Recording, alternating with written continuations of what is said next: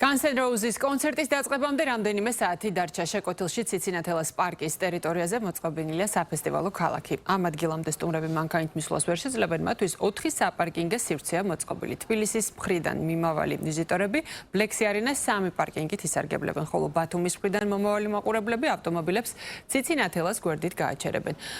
Black Sea Arena-ს პარკინგთან მოწყობილი იქნება სპეციალური გაჩერება ავტობუსებისთვის, რომლებიც სტუმრებს საფესტივალო ქალაქთან მიიყვანენ.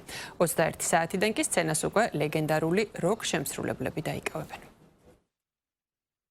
პირველ რიგში რაც მინდა ყველა მომხმარებელს თხოვო, ვინც ამ დაგეგმილ ღონისძიებაზე გეგმავს მოსვლას, არის ის, რომ თვალყური ადევნონ ყველა მნიშვნელოვან ინფორმაციას, რომელიც ჩვენ სოციმედია არხებით არის გავრცელებული. კონკრეტულად ის თუ რა ტერიტორიებზე იქნება პარკინგები მოწყობილი, როგორ მოახერხებენ პარკინგებიდან საფესტივალო ტერიტორიამდე მოსვლას. აუცილებლად გთხოვთ, რომ ყურადღება მიაქციოთ აკრძალულ ნივთებს, რათა ტერიტორიაზე არ იყოს რაიმე უხერხულობა და რაც ყველაზე მნიშვნელოვანი არის, მოდით დამუხტულები ემოციით. იმიტომ რომ დღეს ჩვენ ყველა ერთად შევძლებთ 3 საათის და 15 წუთის განმავლობაში მოусმინოთ ლეგენდარულ Guns N' Roses, რომელიც დღევანდელ დღეს ამ ლეგენდარული ტურის ფარგლებში ფაქტიურად შეაჯამებს მათ 40 წლიან შემოქმედებას.